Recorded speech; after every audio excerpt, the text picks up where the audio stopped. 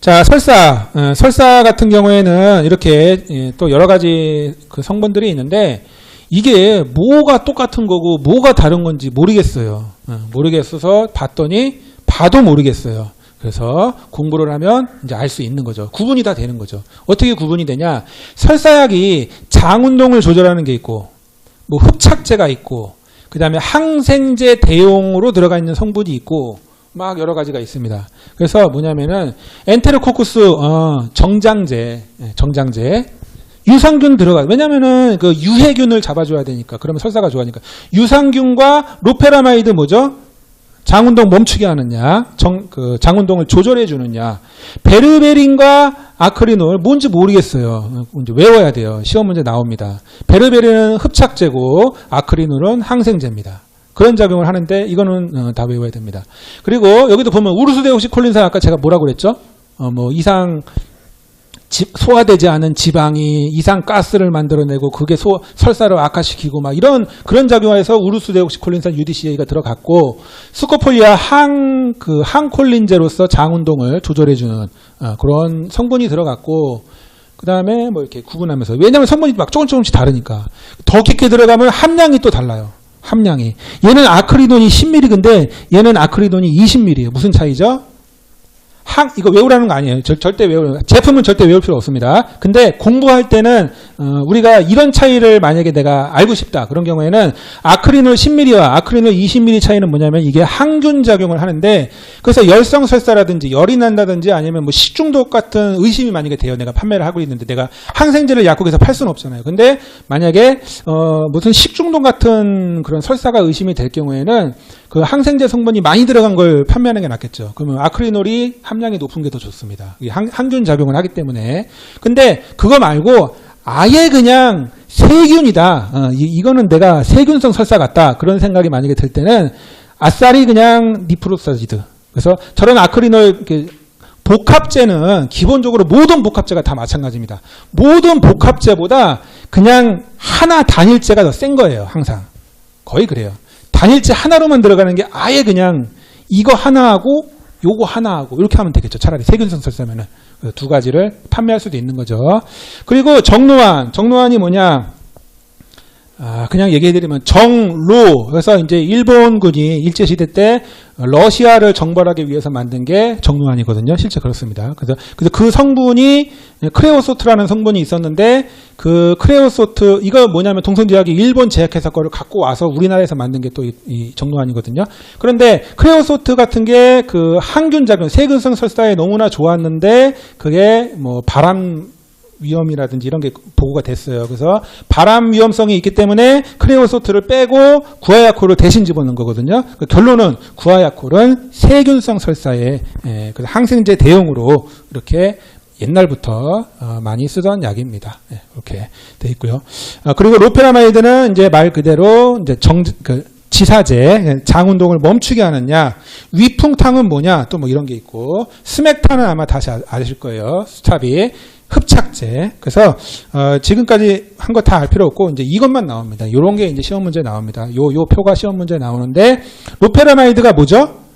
위장관 운동 억제시키는 약. 스코폴라민, 스코폴리아 X 뭐죠? 진경제죠. 트리메브틴 뭐죠? 위장 운동 정상화제입니다. 그리고 스맥타이트하고 비스무트가 뭐냐면은 수렴제인데 그 유해 물질 뭐 예를 들어 가지고 식중독인 경우에도 그 균에 의해서 설사를 하지만 그 균에 의한 독소, 그렇죠? 이 독소에 의해서 설사를 하게 되면은 그 독소의 물질을 흡착. 스맥타이트, 비스무트가 그런 역할을 합니다. 비스무트가 뭐 헬리코박터 파이로리 잡는 그런 그 처방으로도 쓰기도 하지만 이게 흡착 작용도 있습니다. 그래서 설사약으로도 쓰는 거고. 항균제가 이겁니다. 항균제가 니프록사지드, 아크리놀, 베리베린, 구아야콜. 요게 항생제 대용으로 세균에 대한 항균 활성이 있는 그런 성분들이다. 그렇게 구분해서 문제 나오면은. 그리고 유산균도 많이 쓰죠. 유산균, 유해균을 억제하기 위해서. 좋은 균이 들어가면 얘가 유해균을 밀어냅니다. 텃세 부리고 막 이러기 때문에 유해균 밀어내서 자기들이 정착을 하게 되면 유해균은 쫓아내는 그런 작용으로 정장지사작용이 있고요.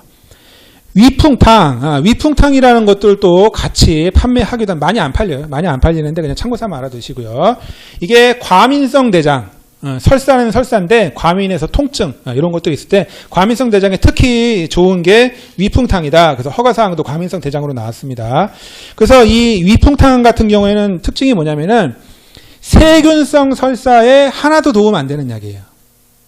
그냥 기능성 설사, 기능성. 그래서 그냥 세균이 없는, 그래서 배가 차고 만성 설사, 뭐 궤양성 대장염도 그렇기도 하고, 그래서 그런 데에 많이 쓰는 겁니다.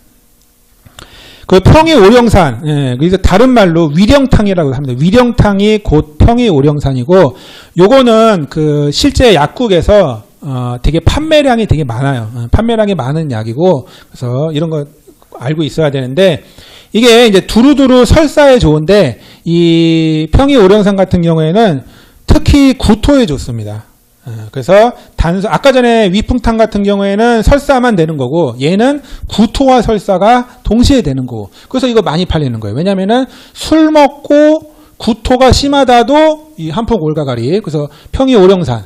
그리고 내가 속이 안 좋은데 막 그 여름철에 더위 먹고 설사, 막 이렇게 특별한 세균이 아닌데도 이렇게 설사하는 경우, 그리고 토를 심하게 합니다. 물만 먹어도 토할 것 같은. 그래서 여행 갔을 때도 좋고, 상비약으로도 매우 좋고, 그 다음에 설사에도 좋고, 구토에도 좋고, 술 먹고도 좋고, 이유 없는 설사에 두루두루 판매하기가 좋아서 많이 판매하고 있는 한방제제로 평이오령산이 있다. 주중황련화는 뭐냐면은 이게 그 좀 한방적으로 구분을 하게 되면 이게 그 찬 성질의 설사가 있고, 찬 성질은 그냥 기능성 설사예요. 열성 설사라고 부르는데, 이 열성이라는 말은 이제 세균성을 그냥 의미하시면 됩니다. 근데 세균성이 아닌 것도 있어요. 세균성이 아닌 열성 설사가 뭐냐면은 염증, 그 장의 염증. 그래서 이 장 세포가 막 다 뒤집어져 가지고 결론이 뭐냐? 끈적끈적한 점액변. 이런 게 또 있습니다. 설사인데 그냥 설사가 있고 물 같은 이 끈적한 점액변이 있는 경우, 그리고 이 학문에서 이 자극이 심하기 때문에 막 자결감, 화끈거리는 느낌, 그런 느낌을 보통 열성설사라고 표현을 많이 합니다. 그래서 이런 열성설사에 특히 좋은 거, 그런 거는 이 염증을 완화시키는 거, 항염증, 염증을 완화시키는 게 특히나 좋고, 만약에 세균이나 항바이러스로 인한 얘가 직접적으로 항세균 작용은 못하지만 그래도 이 세균에 의한 여러 가지 그 세포 손상이라든지 그런 전반적인 증상들을 다 완화시켜주는 게 주중황련환이다. 그리고 아까 전에 황련 하면 그런 얘기 했습니다. 황련은 외우셔야 돼요. 황련 들어가면 설사다. 그리고 황련이 항균 작용이 있다. 그렇게 말씀드렸습니다. 그래서 항균 작용이 살짝 있습니다. 살짝. 그래서 열성설사에 좋다. 열성설사. 그래서 이렇게 약이 있다. 그래서 조금 더 정리를 하게 되면 이제 반화사심탕과 안중산과 반화후박탕, 열라만 너무 어렵습니다. 너무 어렵지만 약국에서 일할 때 소화제 계통들이 되게 많이 감기와 더불어 양대산맥으로 많이 판매되고 있는 거기 때문에 이런 한약제제를 알고 있으면은, 그래서 내가 반화사심탕, 안중산, 반화후박탕, 열라만, 소차환을 구분할 줄 아시면은 어디 가서도 되게 실력 있는 약사, 그러니까 초보 약사로서는 상당히 잘 배웠다, 되게 훌륭하다, 그런 뭐 주인 약사한테 그런 소리 들을 수 있습니다. 반화사심탕 술 먹고 체했을 때, 그 다음에 제산제 같은 약 구토할 때, 안중산은 그냥 제산제 같은 거, 반화후박탕은 매핵기, 열람하는 소화제, 소체화는 체했을 때 위장운동 촉진제, 향사평이사는 좀 더 두루두루 먹기 좋은 위장운동 촉진제, 뭐 구역구토도 좋고, 사역사는 사연이 있어가지고 역했을 때 먹는 약, 안중조기화는 만성적인 거, 장기적으로 위무력증, 위풍탕은 그냥 설사약, 위령탕은 아까 전에 평이오령산이나 위령탕이랑 똑같은 얘기인데 설사인데 구토 좀 심할 때, 주중황련화는 열성설사에, 뭐 이렇게 구분하면은 거의 뭐 천재 소리 듣는 거예요. 약국 가가지고. 만약에 실습 나가는데 이렇게 구분할 줄 알면은 깜짝 놀랍니다. 어디서 배웠냐고. 네. 자, 배탈설사약 좀 주세요. 그럼 언제 그랬어요? 네, 하루에 몇 번이나, 언제 그랬어요는 이제 뭐 급성이냐 만성이냐 뭐 해서 약을 얼마나 줄까? 이런 거. 하루에 몇 번이나 설사해요. 설사가 심하면 로페라마이드가 더 들어가야 돼요. 네, 그냥 그거 갖고 안 되기 때문에 로페라마이드 추가, 장운동 억제제. 열도 나요? 열나면은 일단 세균을 한번 의심을 하는 거죠. 바이러스나 세균이나 식중독. 그래서 살균제, 흡착제 이런 것들이 독소나 세균을 잡기 때문에 배가 뒤틀리듯 아파요. 그러니까 설사를 하는데 과민성 대장 그 설사형이 있죠. 그래서 과민성이라는 건 뭐냐면은 복통이 동반되면 과민성 대장 그렇게 구분이 되거든요. 그래서 복통이 동반되면 진경제가 들어가면 아무래도 좋습니다. 속이 울렁거려요. 구토 뭐 이런 것도 있을 수도 있고요. 그리고 소화는 어때요? 소화제 추가할 수도 있고 뭐 자주 그러면은 기본적으로 장기적인 관점에서의 설사는 유산균이죠. 유산균을 잘 드셔야 돼요. 그래서 유산균 판매할 수 있는 거고 그리고 좀 심한 경우 계속 오랫동안 그런 경우에는 전해질 보충을 또 약국에서 판매하기도 하죠. 그 전해질 보충제 포카리 스웨이트 먹으면 돼요? 안 돼요? 포카리 스웨이트 먹어도 되는데 거기 당이 너무 많아요. 당이 너무 많아서 오히려 설사할 수 있으니까 전용으로 된 거 전용 전해질 제제를 판매할 수도 있는 거죠. 자, 그래서 뭐 예를 들어서 뭐 이런 제품들이 있습니다. 이런 제품들을 지금 공부했기 때문에 저거는 무슨 성분이고 살짝 구분이 되기 시작하죠. 구분이 되는데 뭐 예를 들어서 이렇게 줄 수도 있는 겁니다. 예를 들어서 장운동 정상화제하고 유산균제 하나 포함시키고 흡착제 이렇게 세 가지를 판매할 수도 있고 두 가지를 판매할 수도 있고 한 가지를 판매할 수도 있습니다. 자, 이렇게 보통 판매 많이 합니다. 제일 많이 판매하는 거 복합지사제하고 이 지사제만 있을 때 이 설사를 당장 멈출 수 있나 없나 장운동 정상화제 트리메부틴이 들어가면 좀 더 장운동이 정상으로 바뀌잖아요. 그러니까 로페라마이드를 쓸 게 아니라 트리메부틴을 쓰는 거죠. 왜? 로페라마이드는 또 너무 정지시키니까. 물론 얼마나 설사가 하루에 몇 번이나 설사해요. 뭐 이런 것 따라 달라질 수는 있지만 그냥 무난하게 막 주기에는 트리메부틴이 좀 더 안전하고 무난하죠. 너무 정지를 안 시킬 수 있으니까. 근데 이 물약이 아까 전에 베나치오, 가스알명수, 생록천 이런 것도 있는데 전혀 다른 게 있습니다. 전혀 다른 게 뭐냐? 백초수는 전혀 달라요. 이건 장을 편안하게 해주는 그런 물약이고 맥시롱 전혀 다릅니다. 맥시롱은 돈페리돈 그냥 구토예요. 구토 전형이 맥시롱은 또 다르다. 만약에 구토가 있을 때 이렇게 물약도 이렇게 구분이 될 수가 있으면 실력이 좋은 거죠. 그리고 항생제 그 세균성이다. 그러면은 기본적인 뭐 복합지사제가 있을 수도 있고 여러 가지 있을 수 있는데 어쨌건 세균성 전용 지사제가 그 니프록사지드 세균성이고 이거는 그냥 뭐 이거일 수도 있고 저거일 수도 있고 어쨌건 경련성 진경제가 들어갈 수도 있고 그 다음에 트리메부틴 위장운동 정상화제 이렇게 줄 수도 있고 메스꺼운 경우에 이게 트리메부틴이 그 구토도 잘 됩니다. 구토까지. 그래서 예를 들어서 적어놓은 보여드리는 거고 그리고 설사가 심하면 전해질 보충제를 추가로 판매할 수도 있고 안 할 수도 있고 알아서 가져갈 수도 있고 그렇습니다. 선택은 강요하는 거 아니고 소비자가 선택을 하는 겁니다. 그냥 알려만 주는 거지. 참고삼아 이런 것도 있다. 구입하실 분은 구입하시는 거고요.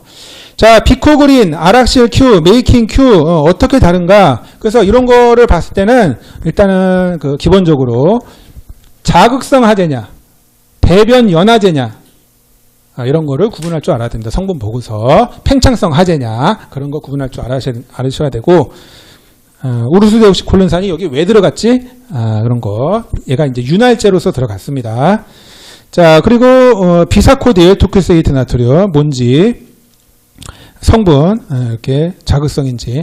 근데 비사코딜 둘코락스 같은 경우에 왜 이렇게 둘코락스가 유명했냐? 둘코락스하고 센나 계열의 변비약은 전혀 다릅니다. 왜 전혀 다르냐? 이 둘코락스의 비사코딜 같은 경우에는 이거 먼저 설명할게요.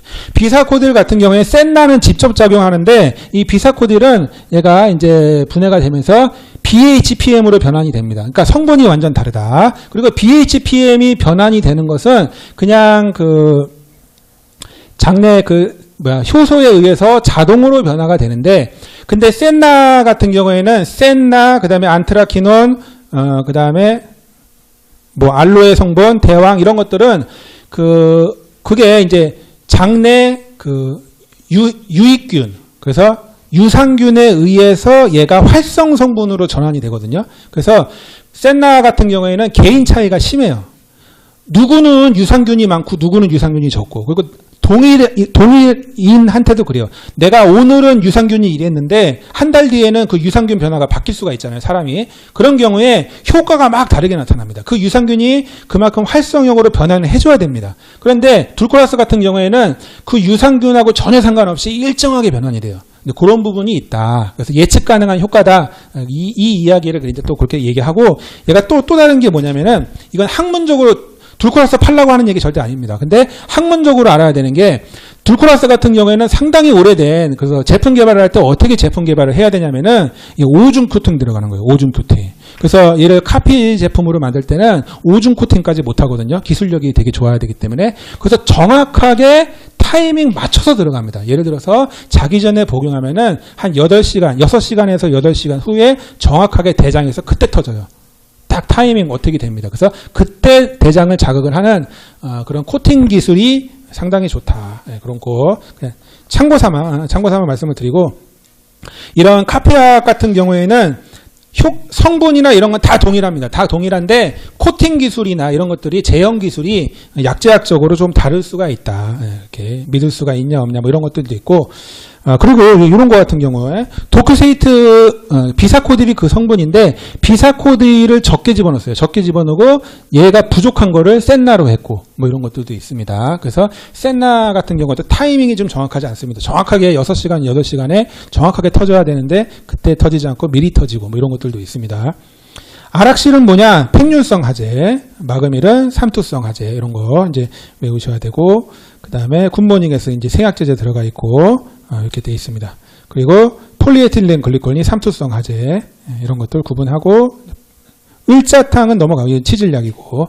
그래서 이제 요 정도 이제 개념만 잡으시면 되죠. 이게 그 과립제로 뭐 나 알약은 잘 안 듣는데 좀 더 좋은 거 없어? 막 이렇게 했을 때 그러면은 과립제로 좀 드셔보세요. 왜냐면 과립에 팽창성이 차전자피가 많이 들어가 있으니까, 아락실하다가 합쳐진 거니까 차전자피 팽창성에서 연동운동 촉진하는 거에다 센나 많이 들어가 있으니까 이걸로 드시게 되면은 뭐 한 달치가 30호가 들어가 있는데 뭐 10,000원입니다 해가지고 이렇게 판매가 잘 됩니다. 뭐 이런 식으로 판매할 수 있고요. 그 다음에 그냥 지금 장청소액 좀 주세요. 이렇게 많이들 또 이야기 하거든요. 장청소액은 뭐 이런 게 있습니다. 푸른 주스가 변비에 좋다고, 임산부 변비에 푸른 주스가 좋다라고 되어 있는데, 근데 푸른이 많이 들어가 있고, 락툴로스, 요게 삼투성 하제, 락툴로스도 많이 들어가 있고, 고용량으로 들어가 있고, 그런 것들이 장청소 약이다. 참고 삼아, 그냥 의약품은 아니에요. 근데, 이렇게 실제 많이 판매되고 있는 거, 이렇게 보여드리고, 그래서 중요한 건 이거죠. 차전자피가 뭐죠? 정답, 팽륜성 하제, 팽창성 하제. 수산화 마그네슘이 뭐죠? 자극성 하제예요? 삼투성 하제예요? 구분하는 거. 원리. 이게 잠깐 삼투압을 증가시키죠. 얘가 물을 끓여들여 가지고 그래서 배변을 촉진하는 거고요. 자극성 하제는 직접 자극을 해가지고 대장의 근육 신경청을 직접 자극해서 장의 운동을 촉진하는 거고, 도큐세이트는 계면 활성제. 그래서 연화제죠. 연화제. 부드럽게 해주는 약이다. 프로바이오틱스도 유산균이 변비에도 좋고 설사에도 좋고, 그래서 프로바이오틱스가 이제 들어갈 수 있고, 그 유산균제 중에서 프리바이오틱스는 유산균의 먹이인데 프리바이오틱스가 바로 식이섬유입니다. 그래서 그러니까 우리가 소화시킬 수 없는 식이섬유인데 유산균이 소화시키는 거고, 그래서 식이섬유 자체가 장 운동을 촉진하죠. 그러니까 변비약에 들어가는 거고, 좌제 있고, 그 다음에 진경제 같은 경우, 관장제 같은 경우 있고요. 그리고 여성 변비에 또 이렇게 좋은 한약제가 또 이렇게 광고하면서 또 판매되고 있는데, 이것도 기본적으로 좀 이렇게 한번 잘 읽어보면서 좀 알 필요가 있습니다. 이렇게 대황이 센나, 안트라키논, 대황, 그다음 알로에 막 이런 것들이 자극성 하제로 들어가는데, 대황이 안트라키논 성분이다. 그리고 차전자피가 팽창성 하제다. 이런 것도 좀 아셔야 되는 게, 이거 왜 들어갔는지 도저히 모르겠어요. 물론 뭐 검색하고 제미나이한테 물어보고 GPT한테 물어보면 좀 알려줄 수는 있는데, 그래도 판매를 할 때 좀 어느 정도는 탑재가 돼 있어야 됩니다. 본인 머릿속에. 감초는 진경, 복통, 근육도 마찬가지고 장의 근육도 마찬가지고, 작약, 경련, 근육이완, 그리고 육계, 따뜻하게. 그래서 아랫배가 찬 여성들이 주로 많이 있기 때문에 그런 경우에 여성 전용이 들어가는 이유가 육계 때문에 그런 거고요. 생강도 마찬가지. 생강도 따뜻한 성질이 있고 장의 혈액순환 촉진해주는 그런 작용이 있고, 노해가 다른 말로 알로에가 한약 이름으로 노해입니다. 그게 안트라키논 성분이고, 지실은 연동운동 좀 기를 뚫어주는 거, 막힌 거 좀 뚫어주는 거, 그리고 센나가 또 안트라키논이고, 그래서 이렇게 구분하면서 여성분 비에 특히 좋은 것은 해가지고 그래서 이렇게 그 상품명은 하여튼 상품명은 시험에 안 나오니까 하여튼 그렇습니다. 그리고 이제 노인 변비에 좋은 게 있다. 마자이난 이건 낼 수 있겠죠. 노인 변비에 좋습니다. 왜 노인 변비에 더 좋냐? 노인들 같은 경우에는 그 좀 건조증이 많이 있어요. 그래서 장이 마르고 장 근육도 약하고 그래서 건조한 경우가 많이 있기 때문에 이런 윤활유, 대마씨앗이 마인이고요. 윤활유 역할. 그 다음에 여기 또 행인, 지방류가 풍부해서 장을 촉촉하게 윤활작용. 이렇게 윤활작용이 많이 들어가 있는 게 노인변비에 좋다. 왜? 자꾸 건조하니까. 그리고 또 이런 성분들이 들어가 있습니다. 그래서 이렇게 변비에 좋은 원리가 된다. 그래서 변비라는 거는 이제 로마 기준이 정식 기준입니다. 그래서 다음 3개월 동안 2개 이상 만족하면은 변비라고 하는데, 왜 그러냐면은 그냥 나 변 안 나와 해서 변비약 먹을래. 그래서 너무 과잉의 변비약은 안 좋기 때문에. 그래서 정말 변비가 많냐? 일주일에 한두 번 정도 변을 보는 거는 그게 변비고, 일주일에 그 3회 정도 만약에 변을 본다. 그러면 정상입니다. 변비약 안 먹어도 돼요. 그런 기준이 있다. 그리고 뭐 이렇게 뭐 인위적인 너무 힘들거나 인위적인 작업을 하거나 막 이렇게 느끼는 경우에는 또 2개 이상 만족하면 변비가 될 수 있습니다. 그러나 횟수 너무 과도한 변비약 남용을 막기 위해서 저런 기준이 있는 거고, 그리고 여자가 더 많고 나이가 들수록 노인일수록 많습니다. 그래서 여자 같은 경우에는 배란 이후에 황체 프로게스테론 자체가 근육 이완 작용이 좀 있습니다. 그래서 근육이 이완되기 때문에 장이 이완돼 가지고 좀 이렇게 장 운동이 잘 원활하게 안 되는 그런 부분이 좀 있다. 그래서 소아 같은 경우는 어떻게 보통 약을 주냐? 실제 약을 줄 때 당장 소아한테 뭐 3세 미만, 2세, 뭐 3세, 막 7세, 막 이런 경우에는 일반 이하품은 락툴로즈 농축액이 있어요. 이렇게 농축액 포로되어 있는 거, 그리고 관장약 둘을 먹을 수 있습니다. 그래서 소아한테 액상으로 되어 있는 관장약은 락툴로즈 농축액은 금방 효과가 안 나타나요. 5일에서 7일 후에 나타나요.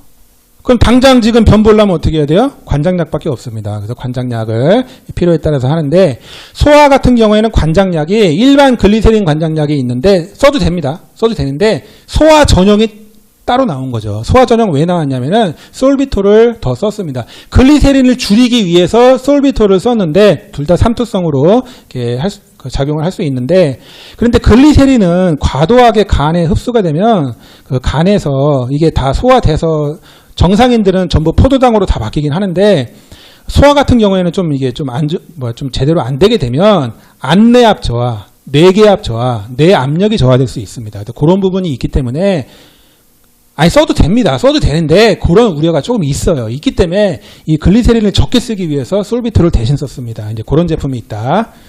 자, 그리고 이제 알약을 먹을 수 있는 애들, 그러면은 이제 드디어 알약을 먹을 수가 있는 거죠. 그럼 사나마그네슘 알약을 쓰면 빠릅니다. 사나마그네슘 알약은 바로 효과가 나타나니까 4시간에서 8시간 만에 효과가 시작되니까 알약만 먹을 수 있으면 이렇게 쓰면 되고, 뭐 경우에 따라 좌약, 그 다음에 관장약을 또 쓸 수 있습니다.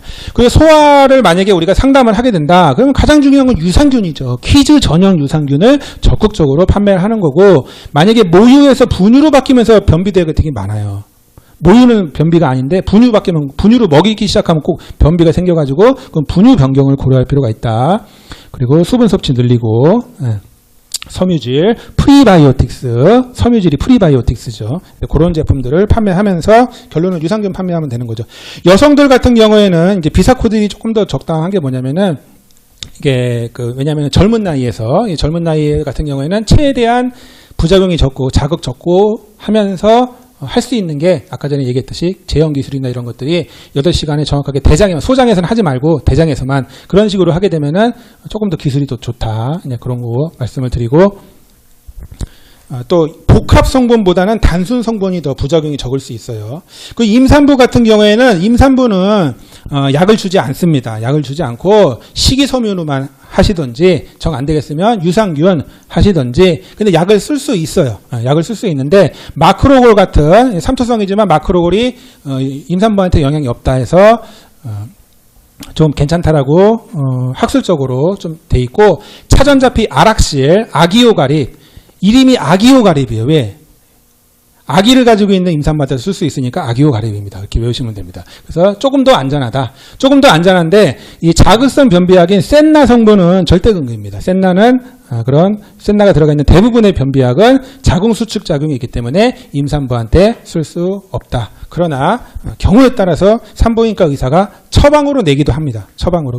그런 경우에는 의사의 면밀한 관찰에 의해서 내는 거니까 되는데 약국에서는 팔 수 없습니다. 센나는 임산부한테 팔 수 없다. 이렇게 보시면 되고 그리고 노인 변비 같은 경우에 노인이 자극성, 삼투성, 팽창성이 있는데 이게 병원에서는 주로 팽창성 폴리카르보필, 이게 이제 실콘정, 웰콘정 뭐 이런 처방 의약품이 있고 또 산화 마그네슘, 마그밀정 이런 것들이 듀파락, 듀라칸, 락툴로즈 이런 것들이 많이 처방을 하는데 일반적으로는 부작용이 없습니다. 부작용이 없기 때문에 괜찮은데 그런데 문제가 있어요. 뭐 콩팥 기능이 너무 떨어져 있을 경우는 마그네슘 축적이 돼서 마그네슘 독성으로 마그네슘 과잉되면은 부정맥오입니다. 부정맥오로 문제가 될 수 있다. 그리고 그 팽창성 변비약의 문제가 뭐냐면은 팽창성은 팽창을 하잖아요.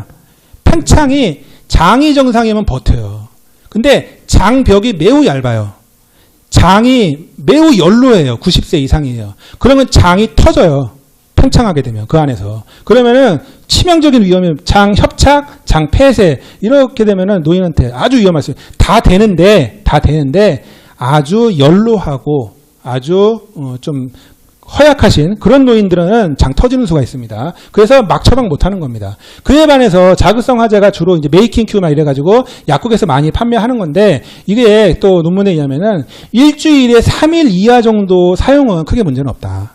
3일 이하. 그러니까 과도한 거 말고 이제 남용 시에 이게 내성도 생기고 그러지만 살짝 사용하는 거는 그 정도에서는 그렇게 우리가 많이 걱정을 많이 하면서 팔 필요는 없고 오히려 콩팥에 상관없고 장 터지는 거 상관없고 더 안전할 수도 있고 그런 부분에서는 노인한테 그런 부분도 있다. 그리고 이제 부작용에 대해서 조금 더 말씀을 드리면은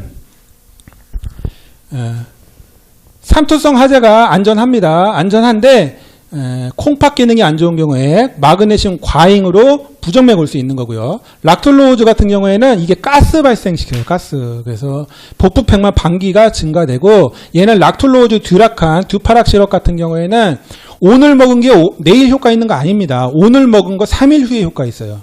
그런 부분에 좀 느리다.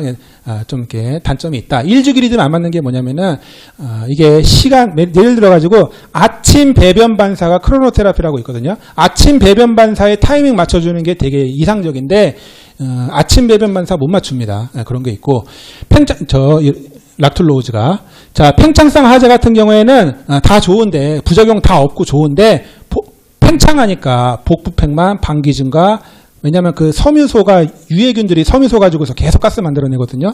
그리고 장 협착이 있는 특히 고령자한테 주의할 필요가 있고 그리고 자극성 하제 같은 경우에는 메이킹 큐가 지금 현재 카산트라놀 그 다음에 많이 쓰는 게 센나, 센노사이드, 안트라키논 그 다음에 그 둘코락스의 비살코딜 세 가지로 주로 나뉘는데 카산트라놀은 미국 FDA에서 퇴출된 약입니다. 그래서 메이킹 큐 같은 경우 지금 광고를 하고 있지만 소비자보호협회에서 이거 문제 있다 이렇게 많이 제기를 하고 있고 그래서 메이킹 큐에서 메이킹 모로 바꾸면서 F인가 이걸로 바꾸면서 카산트라놀은 이제 빼는 추세입니다. 빼고 단종시키고 센나로 갑니다. 센나로 가게 되는데 센나 같은 경우에도 문제가 뭐냐면은 대장 흑색증 부작용을 많이 이렇게 남용했을 경우에 그래서 이게 대장 흑색 종이 아니에요. 암 아닙니다. 암 아니고 흑색증 그러니까 대장이 검게 변해요.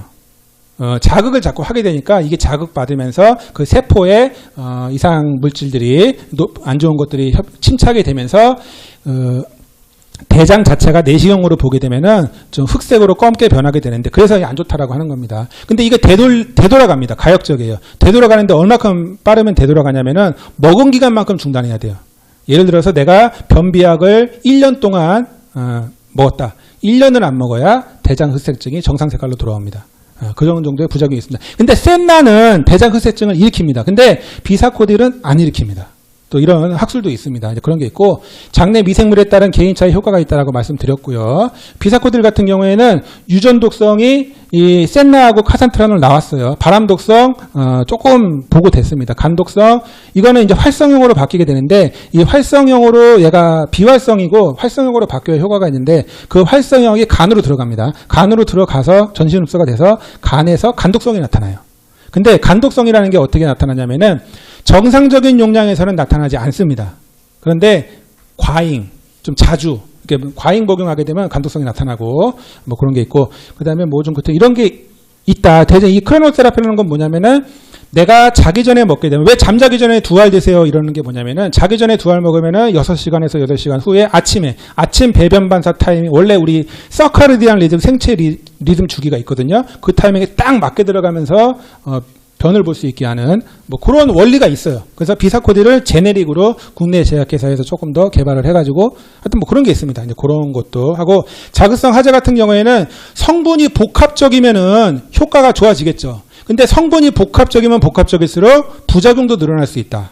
그런 차원. 어떤 부작용이냐? 지금 얘기했지만 이런 것들이 그런 어떤 학술적인, 이론적인 뭐 이런 것들이 많이 있다라는 거 참고 삼아서 제품 개발 차원에서 이렇게 말씀을 드리고, 크로노세라피 지금 말씀드렸습니다. 그래서 이렇게 내가 정확하게 아침 배변 반사 타이밍을 맞출 수 있는 약이냐 없는 약이냐, 못 맞추는 약은 왜 못 맞추냐, 정확한 오중 코팅 기술 부족하면 못 맞출 수 있고, 그 다음에 센나 같은 경우에는 먼저 자극하기 시작하고 있고, 산화 마그네슘은 조금 너무 그러니까 대략적으로 막 왔다 갔다 해요. 그래서 1시간에서 6시간 만에 발현이 될 수도 있고 3, 4시간 후에 발현이 될 수도 있고, 어느 정도 비슷하지만 정확한 타이밍은 좀 안 나온다. 그리고 락툴로즈는 뭐 3일 후에 발현이 되기 때문에, 그래서 뭐 하루 중에 시간은 안 맞고, 그 다음에 뭐 그런 것도 있습니다. 폴리카르보필 이런 것들도 3일 후에 발현이 되고, 뭐 하루 후에 그 유산균 이런 거 이렇게 하고, 요 얘기만 하고서 마치겠습니다. 자, 유산균은 종류가 있는데 그냥 한번 읽어보세요. 되게 중요한 얘기인데 읽어보세요. 왜냐면은 외울 수 없으니까. 그래서 아토피에 좋은 유산균 따로 있습니다. 변비에 좋은 유산균 따로 있고, 과민성 대장에 좋은 유산균 따로 있고, 그래서 이것만 한번 보시면 돼요. 자, 이거는 항생제 유발설사에 특히 좋은 유산균이 있습니다. 왜? 얘는 진균이에요. 진균이기 때문에 항생제에 죽질 않아요. 그렇기 때문에 비오풀. 그리고 설사에 특히 좋은 유산균이 있어요. 실제 임상적으로도 그렇고 학문적으로도 그렇고, 제품이 뭐 라시도필, 지큐렉 같은 제품들이 특히 설사에 좋고, 변비에 좋은 유산균 또 따로 있습니다. 셀티아이 같은 게 주로 좋다고 많이 인정받고 있고, 이거 말고 프리바이오틱스 들어가면 변비에 다 좋고요. 섬유소니까. 그리고 영아산통에 특화된 게 있고, 과민성 대장증후군에 특화된 게 있고, 궤양성 대장염에 특화되고 논문 나오고 인정받고 막 그런 것들이 있고, 그리고 변비에는 프리가 많이 들어가야 되고, 설사가 심한데 프리바이오틱스 많이 들어가면 안 좋죠. 그거는 오히려 설사 더 심하게 할 수 있고, 이제 그런 부분도 좀 자세하게 들어가면 있다.